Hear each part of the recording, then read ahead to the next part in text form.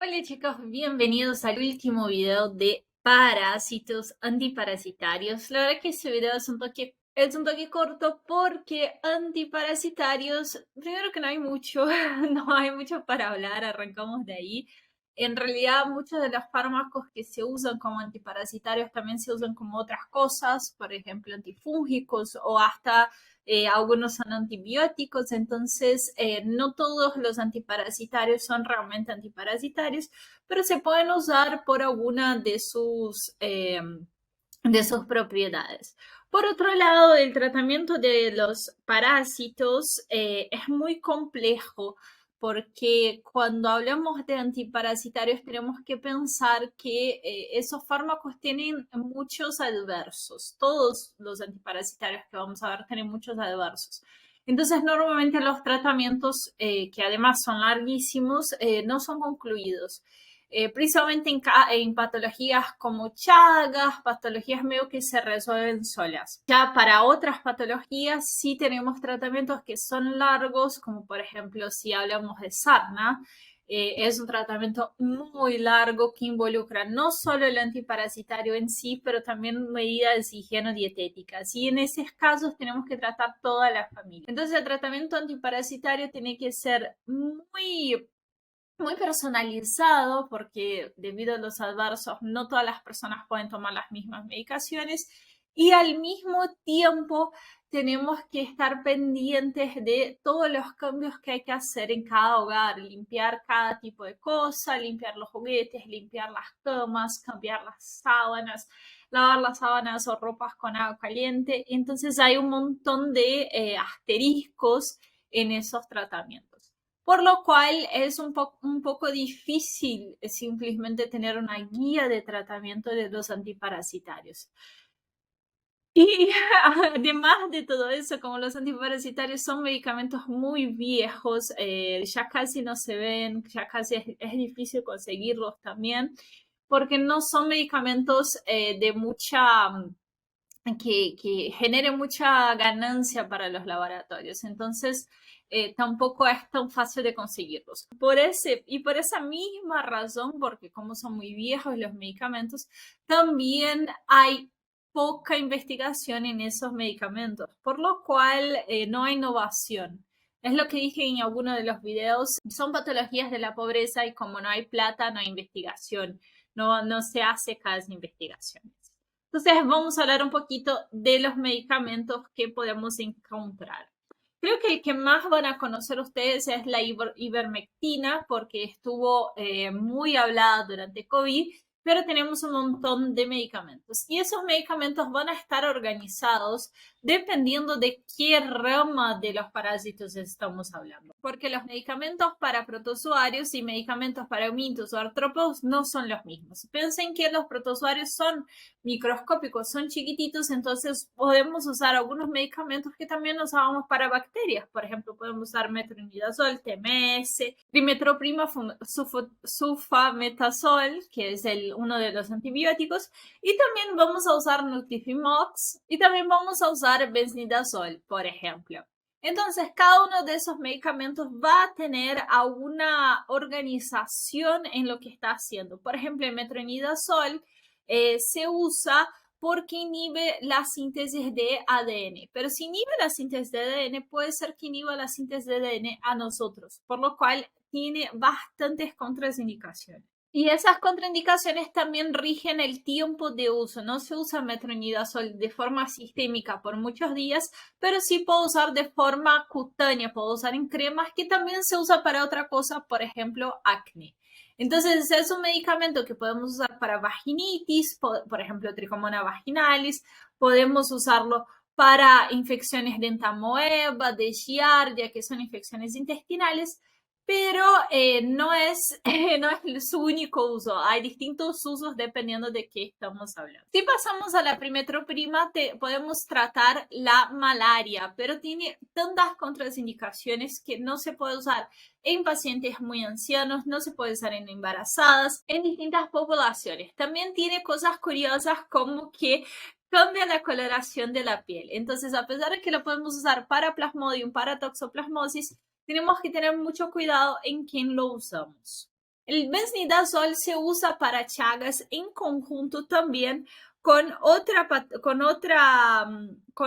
medicamento que usamos, que es el Nifurtimox, y esos dos medicamentos pueden ser conjugados para usar en Chagas. Los tratamientos de Chagas duran alrededor de 6-9 meses, por lo cual hay una hay una baja adherencia al tratamiento. Hasta porque es en Chagas agudo. En Chagas crónico, recuérdense que ya no tenemos más el parásito, entonces no hacemos ese tratamiento. Y en Chagas agudo, esos dos medicamentos que están conjugados, están combinados, actúan de forma coadyuvante, se le dice cuando combinamos dos medicaciones, actúan de forma conjunta para destruir el Trypanosoma cruzi.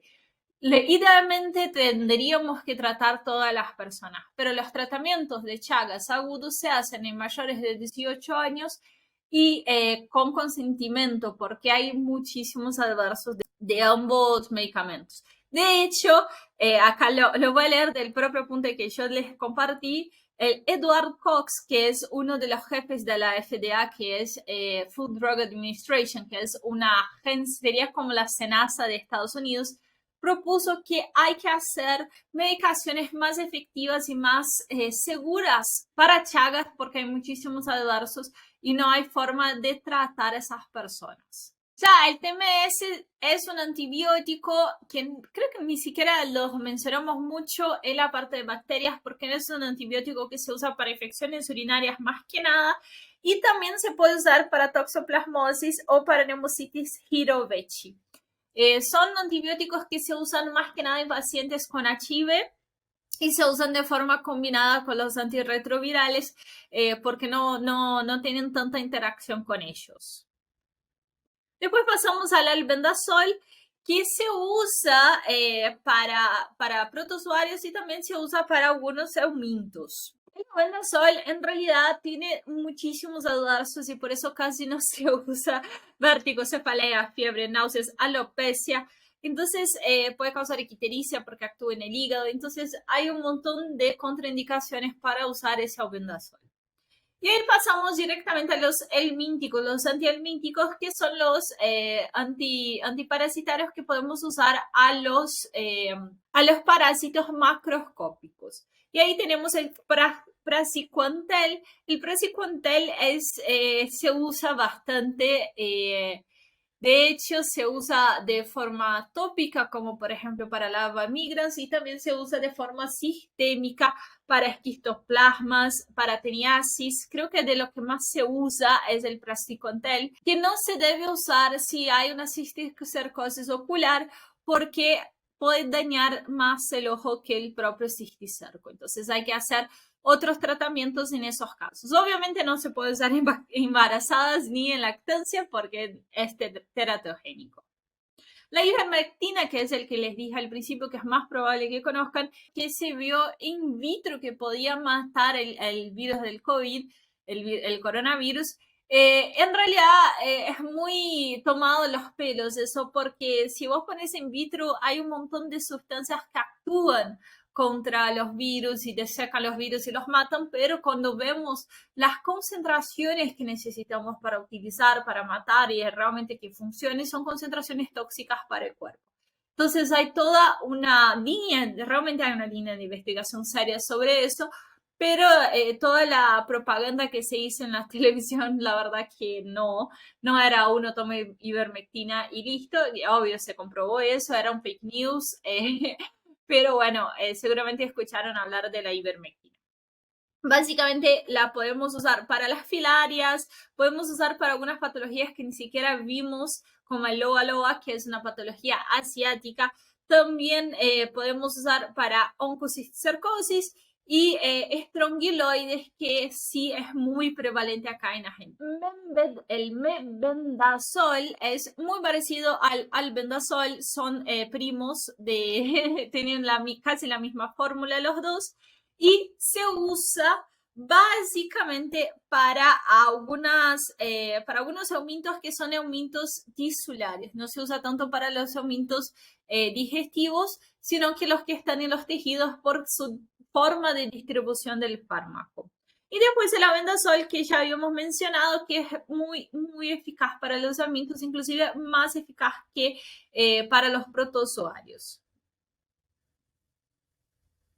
Después en el apunte, tengo el apunte acá, por eso les estoy contando en el mismo orden del apunte. Después, después en el apunte les menciono dos más, el pirantel y el dietilcarbamazina, que la verdad que no se usa mucho, pero los menciono por si aparece algún choice. No den mucha atención a esos, pero existen.